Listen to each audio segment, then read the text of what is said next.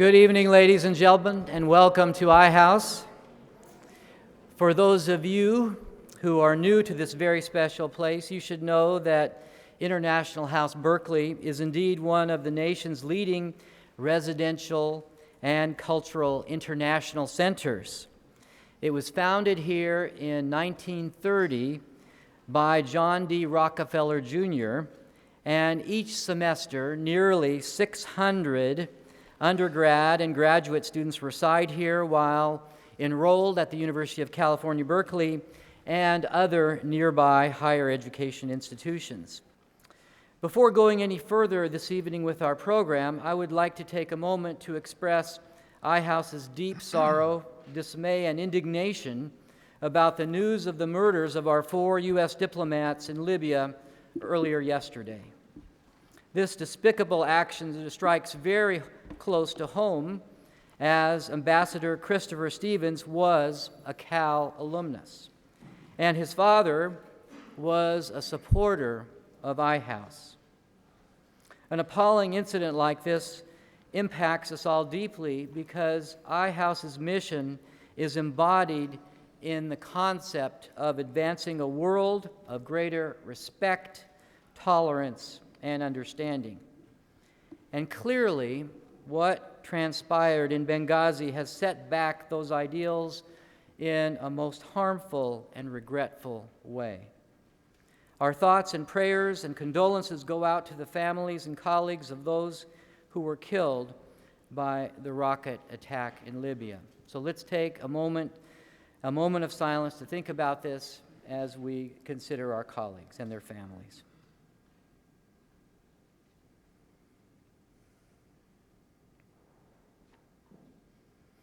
This evening's program is focused on the ongoing crisis in Europe.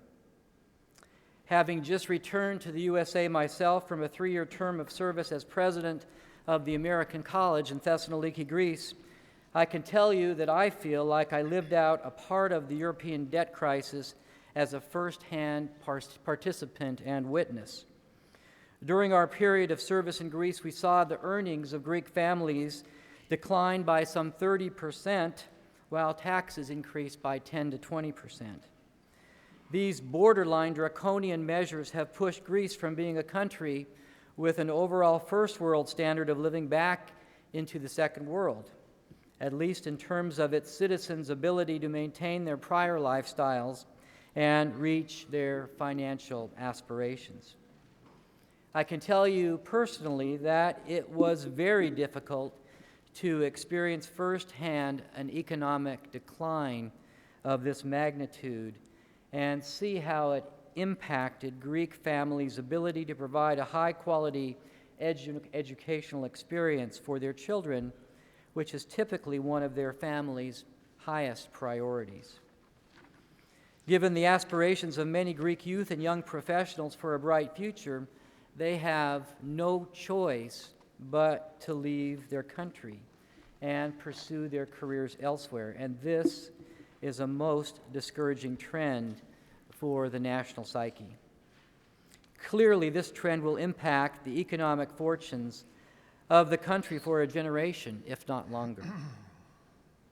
And then now we see a potential for an economic domino effect playing out across the southern tier of the European Union. We understand more clearly than ever that a Greek collapse could trigger additional collapses of some magnitude in Italy, Spain, and perhaps even Portugal and Ireland. There is the potential for an economic contagion that would take us back to what transpired around the world in 2008 when markets collapsed and unemployment skyrocketed.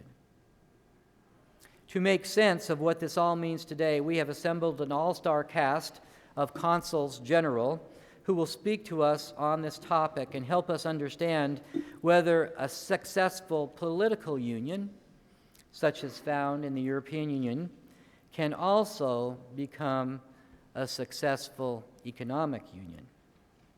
Joining us today are the Honorable Ioannis Andreades, Consul General in San Francisco of the Hellenic Republic,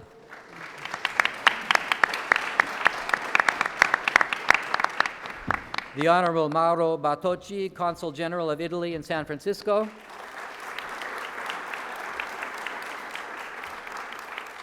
the Honorable Pryia Guha, Consul General of the United Kingdom in San Francisco, and the Honorable Peter Rothen, Consul General of the Federal Republic of Germany.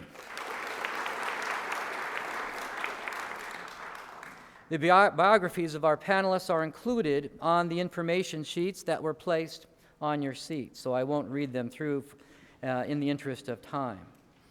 Each of our Consuls General will offer an opening statement of approximately 5 to 7 minutes, and then we will go to a Q&A session where you will have a chance to ask them questions directly. If our panelists take longer than 7 minutes, I have a cowbell here, and I will indeed ring the bell and let them know that their time is up. Although I don't believe I will have to do that because I know they will be brief and to the point.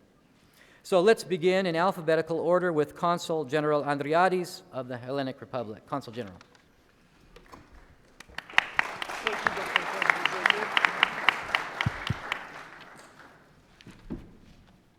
Ladies, gentlemen, dear colleagues, it's a honor and a privilege for me to be tonight amongst you and to give you a brief outlook of the economic crisis which has been persisting for some years now in Greece as part of the overall world economic crisis and more specifically of the European economic crisis.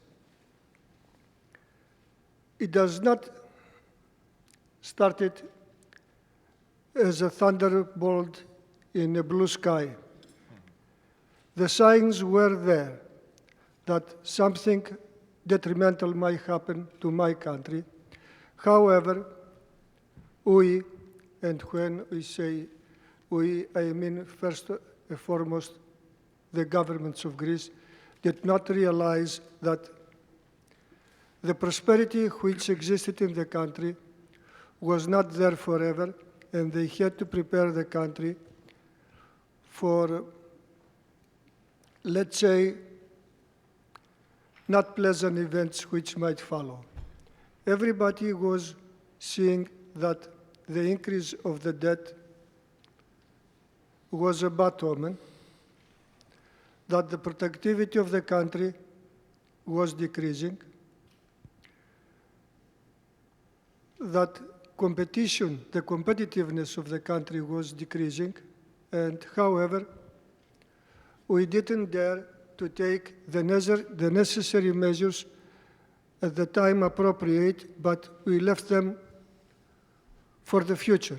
We thought that we might take appropriate corrective action at some point later. This cost us a lot and is costing us a lot. And when we decided to take appropriate action and we had recourse, it's another question mark whether it was appropriate to have recourse to the International Monetary Fund and to the European Stabilization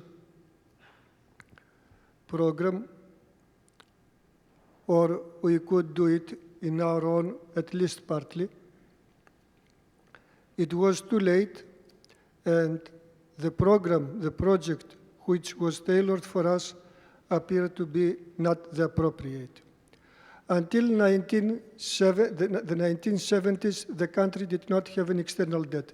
If it had an external debt, it was very limited, about 20%, not more. Then, from the 80s, it started to borrow heavily, and at an uncontrolled, at a usurious, let's say, interest rate, about 17%, which increased tremendously the external debt. Then, when we joined the Economic and Monetary Union, which works within the framework of the European Union, not all members of the European Union are members of the Economic and Monetary Union, The interest rate decreased. It was a chance for us to take corrective action. Instead, we continued to borrow still. And then the situation came to a head. The external debt came to nearly 300 billion euros for the country of the size of the Greece, which was unserviceable. Now, what contributed to the debt? First, extensive and excessive borrowing. Second, mismanagement of the funds which were borrowed, which were not devoted to the development of the country, to boost the economy, but they were mostly devoted to consumption and to welfare.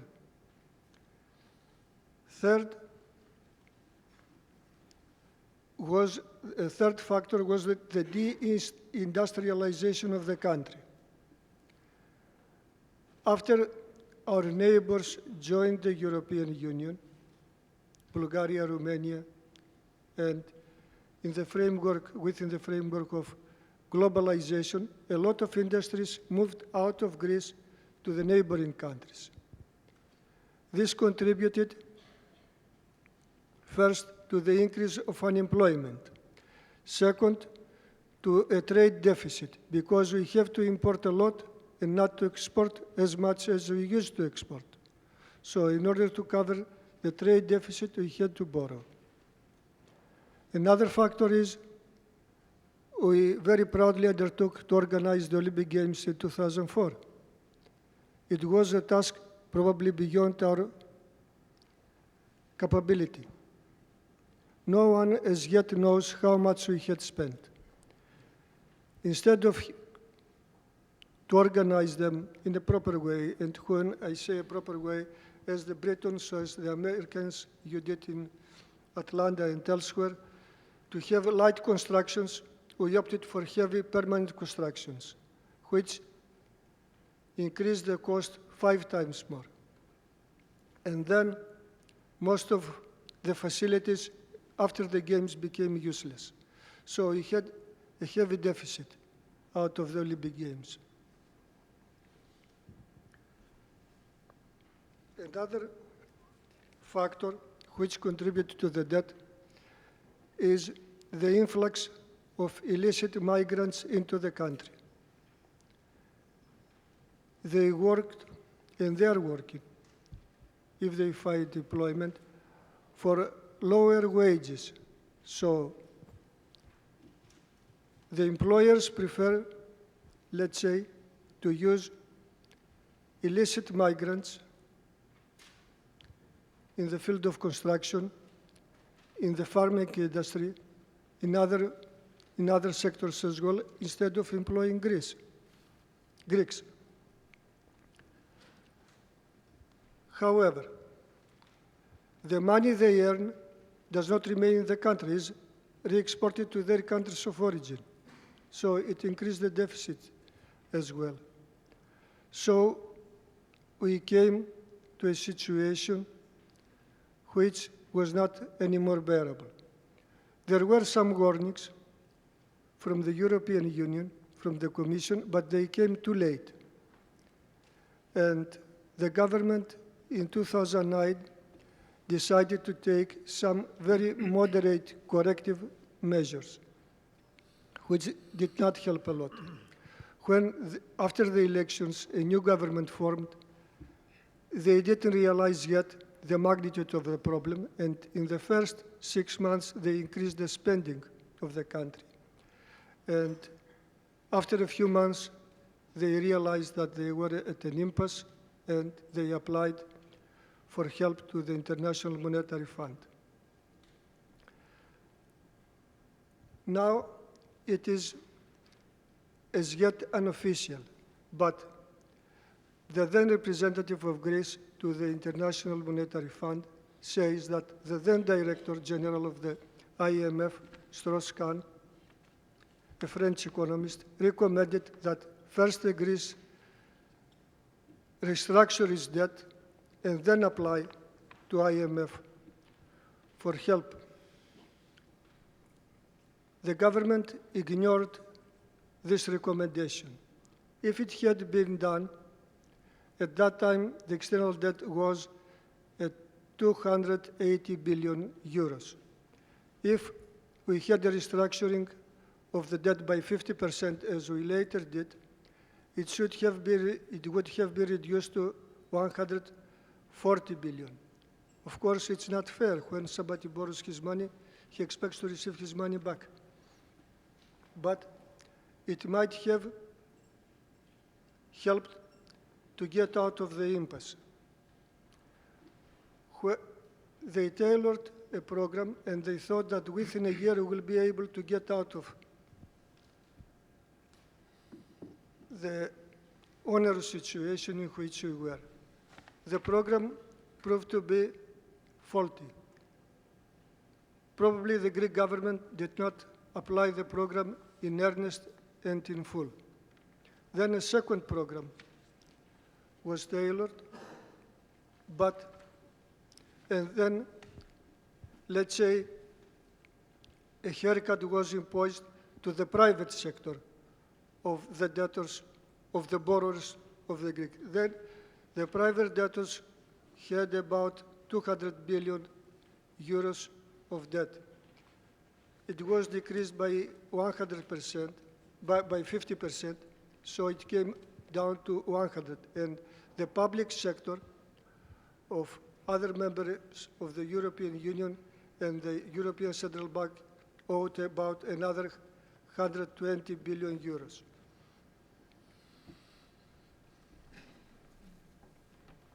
There was a condition. 1 minute. Yes, and I'm finishing. There was imposed a condition which was not, let's say, profitable. Greece could not buy its own bonds from the secondary market. At the secondary market, the Greek bonds were circulating something between 40 to 50% of its nominal value. It was forbidden to us to buy them from the secondary market. Now the European Union, after 2 years, it decided to allow this measure for Spain and Italy. If it was allowed to us to do that 2 years ago, 3 years ago, it might have improved the situation. Here I stop, and we may continue later. Thank you. Thank you very much, Mr. Andreades. A very thorough and interesting summary of the Greek case, and now we turn to the Italian case. Honorable Mauro Battocchi. Thank you. Thank you very much. I've been in California for 10 days, so I really feel privileged to be here with you. Thank you so much for this invitation. The fact that I've been here for such a short time, however, gives me the opportunity to give you the feeling of someone who has been living in Italy until very recently. I would like to raise 3 points for our discussion today. The first one comes from an anecdote, which you might find interesting. In one of the moments of almost despair that we had in recent months, because indeed we were really worried, I was having dinner with a Chinese colleague in a Roman restaurant. And I was telling him, he was asking me, what do you think about the situation? How are things going? What's your forecast? And probably for the first time, my staunch optimism at that point was kind of shaky. But then he, at some point, after he saw me a little bit anxious, he just say, you know, relax. Consider the Chinese perspective, the long term, and look at the situation from a long-distance perspective. The distance of us Chinese, for example. It took us 800 years to build China. And you Europeans, you're just in a process of growth, a crisis in a path that will take you to a stronger unification. And as long as you really don't make everything possible to cause a catastrophe, I think things will work out. Okay, that's a sort of oriental, long-term perspective. But I think there's some truth in this. And we can see this these days. So when the crisis has become really dangerous, the European politicians and European establishment has given strong signs that the euro is irreversible. The European construction is not an option, it is a destiny. And Europeans have decided to follow this path no matter what. Just listen to Mario Draghi saying we will do everything in our power to allow the euro to go on. Or the declarations of our prime ministers, Minister Monti, Angela Merkel, François Hollande, Mariano Rajoy, and all the leaders of Europe. It is an existential question. Reading in the papers that, yes, the euro is in danger, as we often happen to see in the past months, really overlooks something that Europeans know. There's no alternative to Europe, and there's no alternative to the euro as such. And Europe and the euro are there to stay. This is the first point that I would like to make, which is non-economical. It is more historical and political. The second point I would like to make is what is this crisis all about? It's not about bad economics. It's about poor governance. If you consider the euro area as a whole, it is not in such a bad shape as some people think.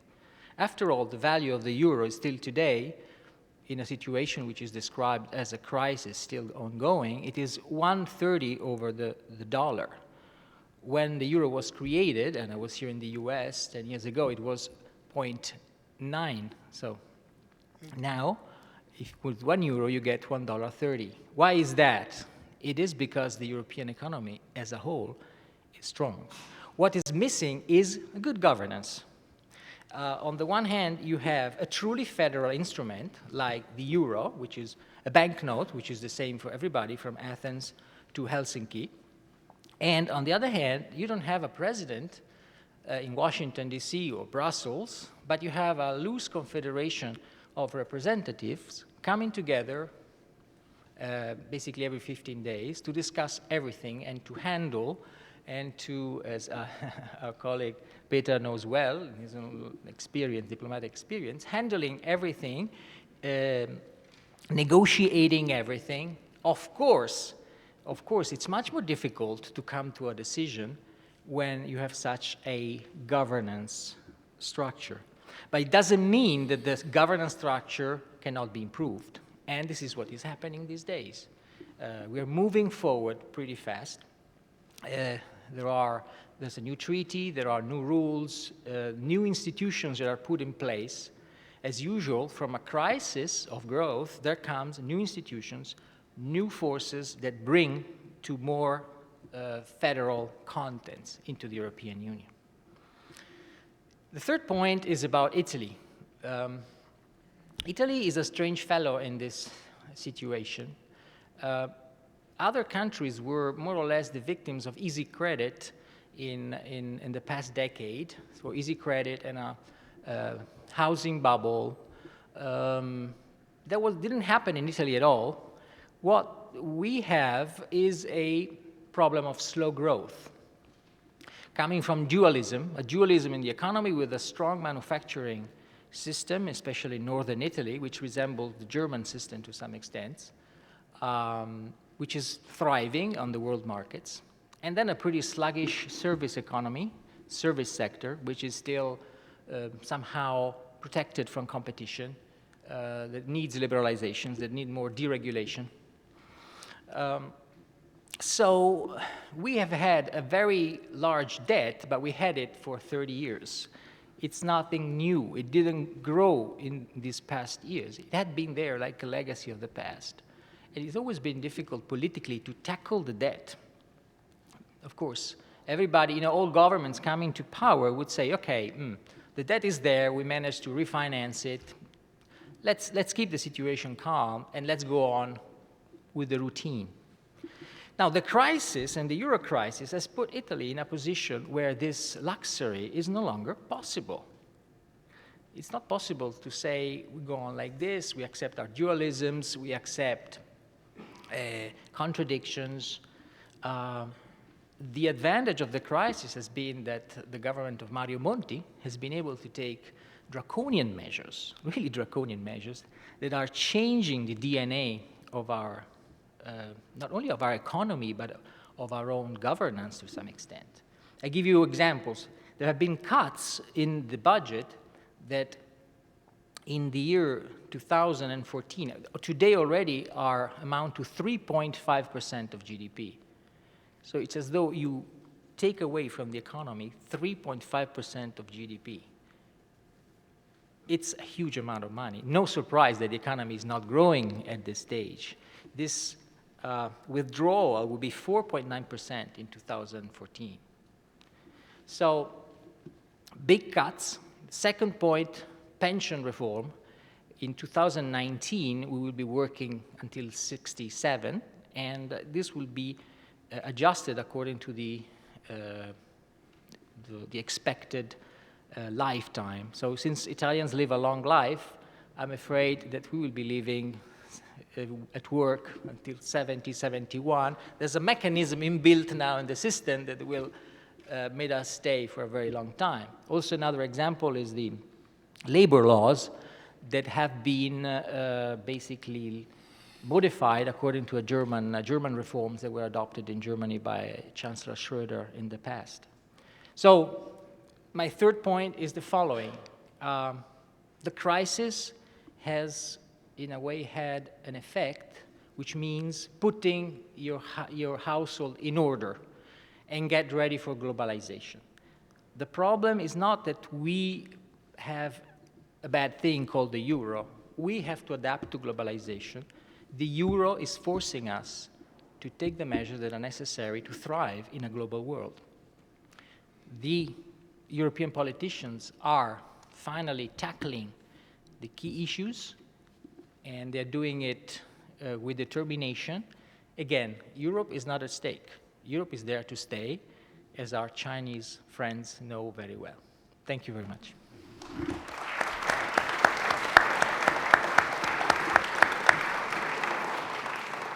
Thanks for the very cogent summary of the situation and the perspective from Italy. And now we turn to the United Kingdom, the Honorable Pryia Guha.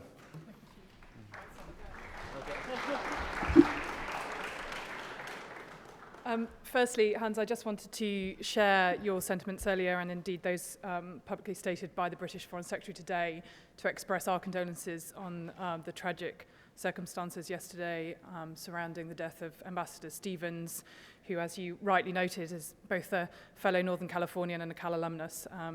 He laid down his life in the service of this country, but also for the service of a country he has helped transform over the past year, and that is a very sad and tragic loss. My colleague from Greece mentioned the Olympics. I actually wanted to start with just a few comments about the impact we believe the Olympics has had on the British economy. In London, we have seen literally the world on our doorstep as athletes and spectators have flocked to the Olympics from all over the globe. Coming so soon after the Diamond Jubilee, the successful organisation and remarkable haul of medals for British athletes have fuelled a genuine national pride for Britain, as well as a boost to the British economy. As the Prime Minister David Cameron said recently, we are confident that we can derive over £13 billion of benefit to the British economy over the next 4 years as a result of hosting the Games. When you add in the benefits from construction, the total gain will be even greater. For instance, a study by Lloyds Bank found that the Games will contribute £16.5 billion to the British economy up to 2017. Of that amount, £1 billion may come from estimated sales by British firms, £4 billion in high-value opportunities, £6 billion in foreign direct investment, and £2 billion from an increase in tourism.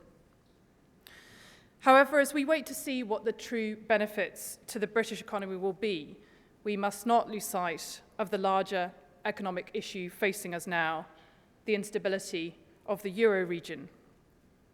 Right now, we are living in perilous global economic times. The European continent is Britain's biggest trading partner. Problems in the Eurozone area affect us too. So we want the Eurozone area to sort out its problems. A strong, stable Euro area is absolutely in the UK's national interest.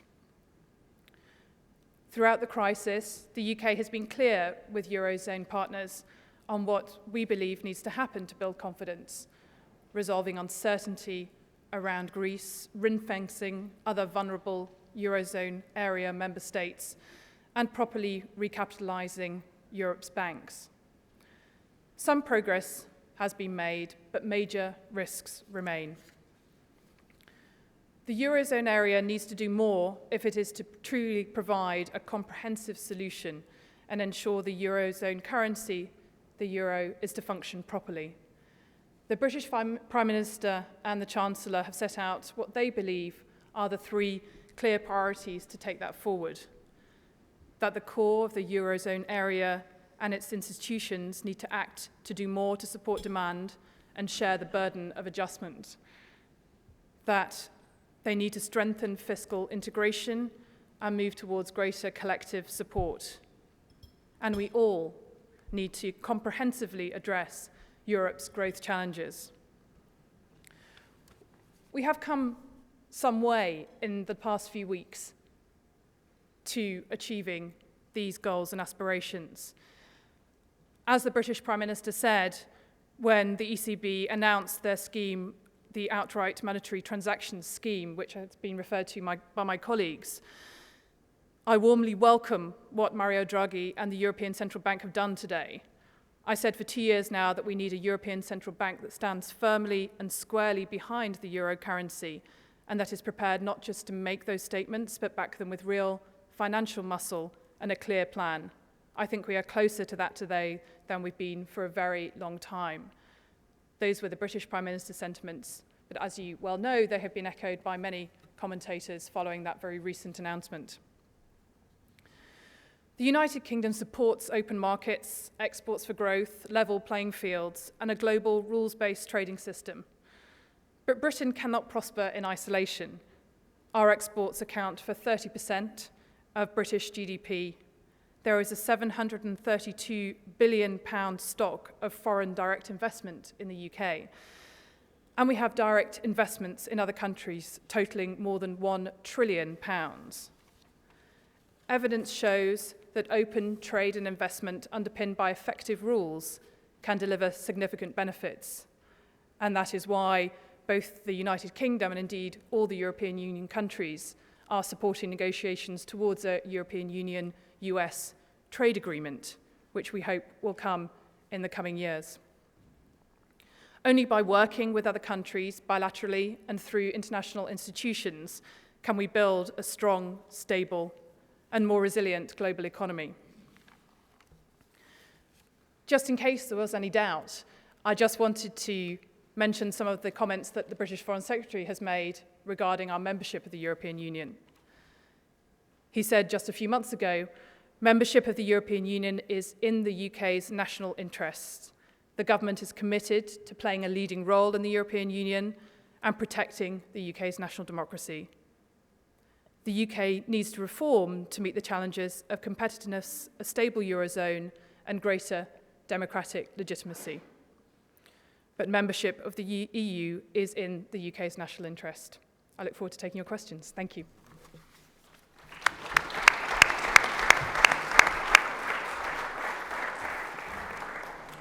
Thank you also very much for that very positive perspective on the European situation.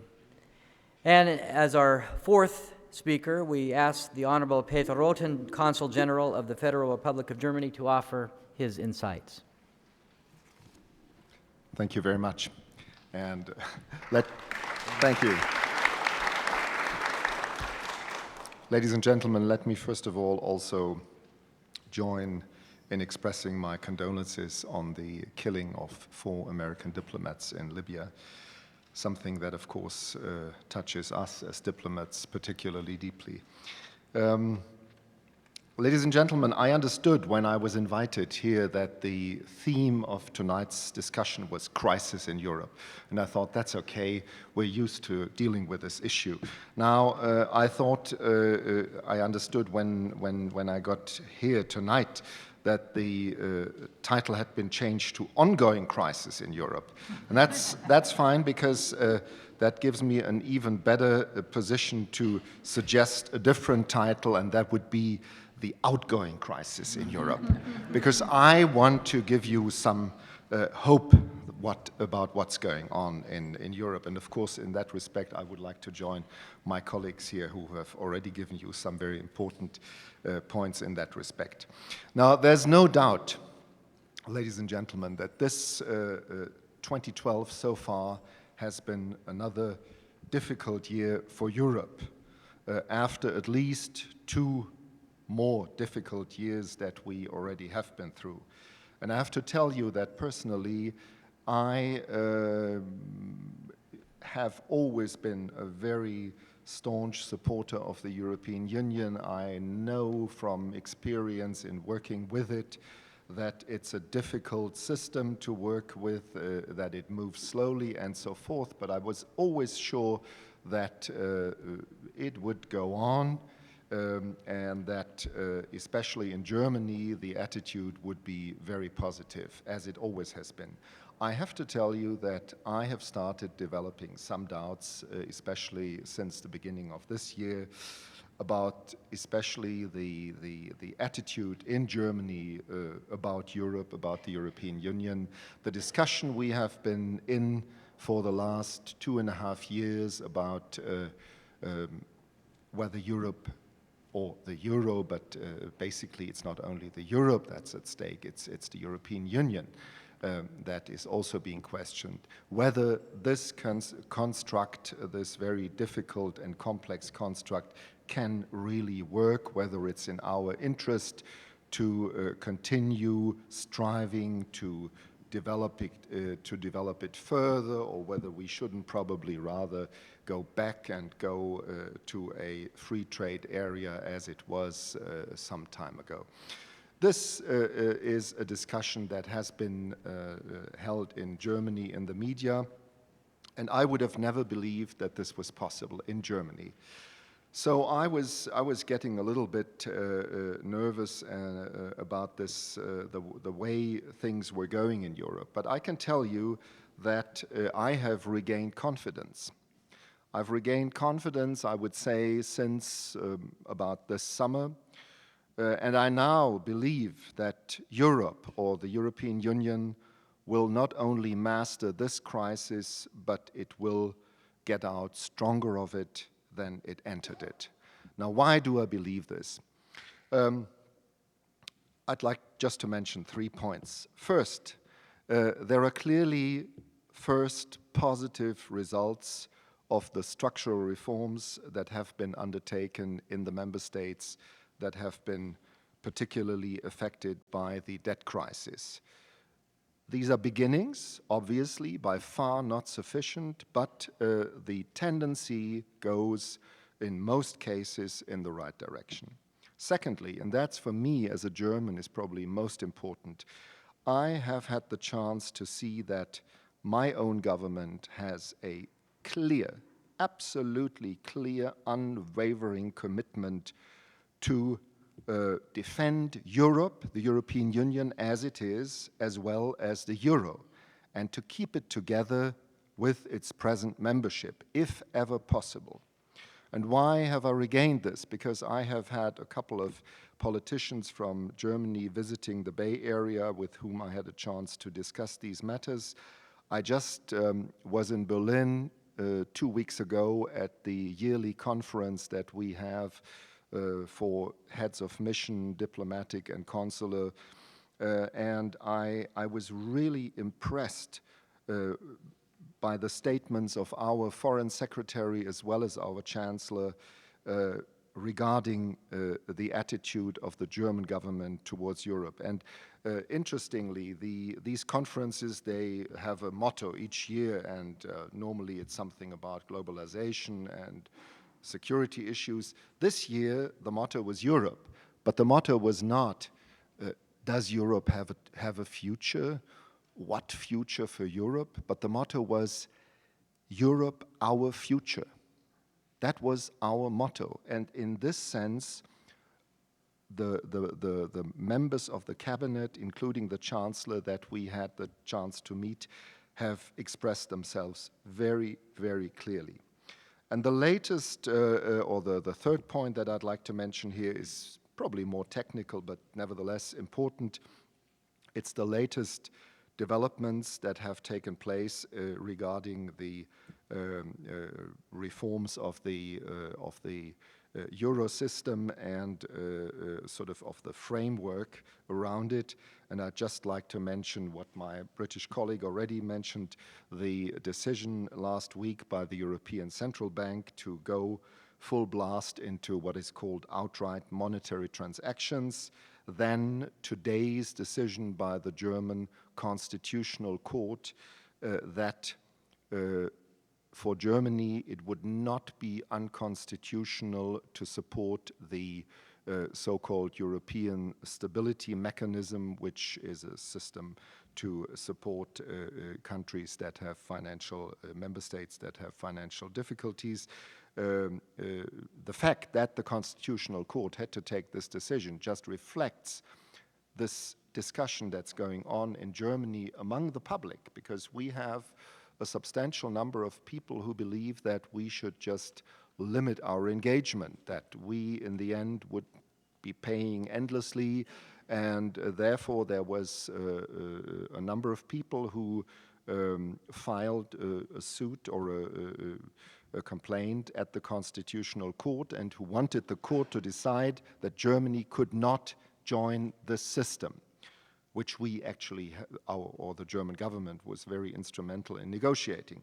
So had the court decided otherwise, it wouldn't have been the end of it, but it would have been much more difficult and it would have been a different signal. But the court has ruled that this is not against Germany's constitution. So we are now the last member state to ratify this system, and now it's going to go ahead, which is a very good thing.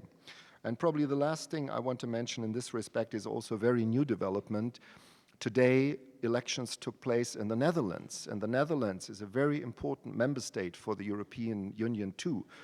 Like Germany, has always been very supportive of the European Union, and I would say, like Germany, there has been a tendency in the last years of becoming a little bit more distant, maybe stronger than in Germany, but I see parallels. So in the Netherlands, luckily, those parties that are clearly supportive of the European Union have prevailed.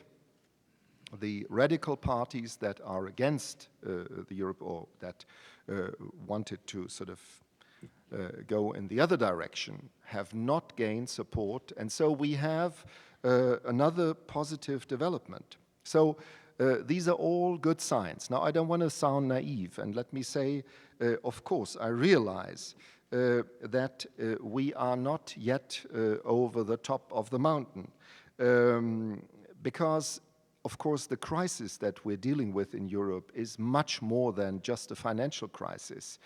It is, of course, triggered by the financial crisis, but it has become, and that in our view is particularly serious, it has become a fundamental crisis of confidence among Europeans themselves into what has been our political project for decades. And of course, and with the same importance, I would say, among our partners, political partners as well as financial markets. The European governments over the last couple of months, and I think my Italian colleague had mentioned this, they had taken very important, bold decisions to strengthen the euro, but they simply were not honored by the financial markets. And I think the conclusion one can draw is just because there is not yet enough confidence out there that Europe will prevail. And therefore, I think we have to be aware of this. We have to see that, as I believe, there's light at the end of the tunnel, but we mustn't relax now. and this is what sort of the German government's basic position is, we must show to our own citizens in the European Union as well as outside and to the financial markets that we are really serious, that we have learned the lesson of this crisis, and that we are really now, that we will continue to implement the reforms that are necessary in order to strengthen the European Union, to make it get out of this crisis stronger as it entered. It is possible, because the EU, with all its complexity, it's I would say, a self-regulating intelligent system which can adapt to challenges.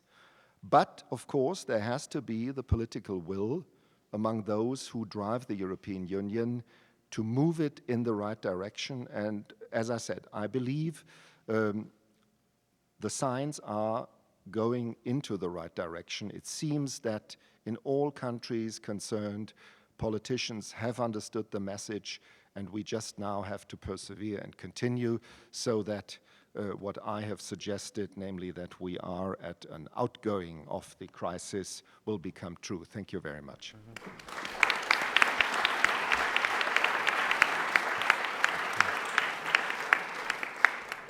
Peter Rothen, thank you very much for that very positive and constructive view of the current situation. So we now have the opportunity for some dialogue, which we will attack through some questions and answers.